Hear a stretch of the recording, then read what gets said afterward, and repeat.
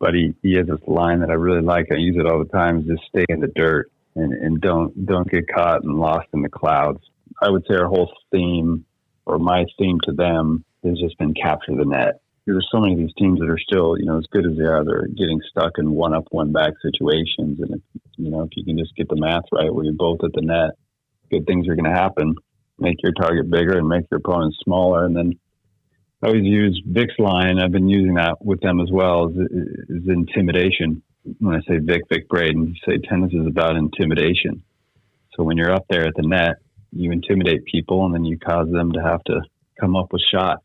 So that was kind of the theme. It's like, hey, let's just capture the net whenever we can. Along those lines, forever, Vic said the number one tip would be to get the racket below the ball, but later in life, he said the number one tip, that comes from that phrase, get in your opponent's head. With all Vic's brain search towards the end of his life, people make a decision in a different part of the brain. Right. Always make your opponent think they're going to lose was the tip, basically. But with the interference, I was disappointed. I watched it like Dave and his wife watched every point. It was so much fun. But I don't think it was really talk about capture the net. I don't think that the Tennis Channel or ESPN, the two boys, they didn't get enough love for their achievement. I didn't really pay too much attention to it.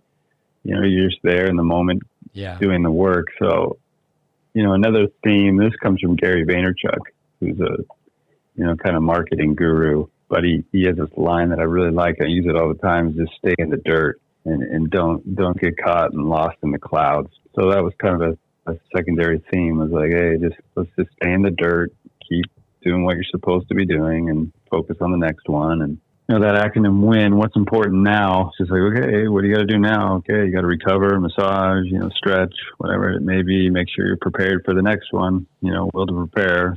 Just trying to focus on the moment, They took that to heart. I remember Robert kind of mentioned that in one of the interviews. He said, the coach has been telling us just, don't get lost in clouds, just to stay in the dirt.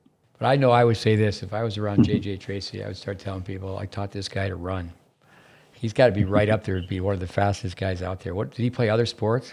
Yeah, he played other sports growing up, but yeah, I think Ty has said he's probably the best athlete he's ever coached. Wow. He's quite an athlete, the way he moves. And I know he would like to give singles a go, but when they're in the position that they're in right now in doubles, it's tough to pass that up, And which one is passing up medical school right now? Robert. Yeah, Robert. And they came close, really. He said, in the NCAAs, if they hadn't won the NCAA doubles, I think they saved a few match points that, he probably would have been on his way to medical school. But, wow. They won it and then got the wild card to the Open and then won a round last year. And, that kind of got them going. Now, coming back to interference, Matt Clore with Mackenzie McDonald and John McEnroe or Brad Gilbert coming up and telling him, it makes no sense for everybody to put in their own 2 cents. Or all the Aussies coming up and talking to you while you're working with Kimberly Burrell. Did that happen? Did people come up and create that type of interference?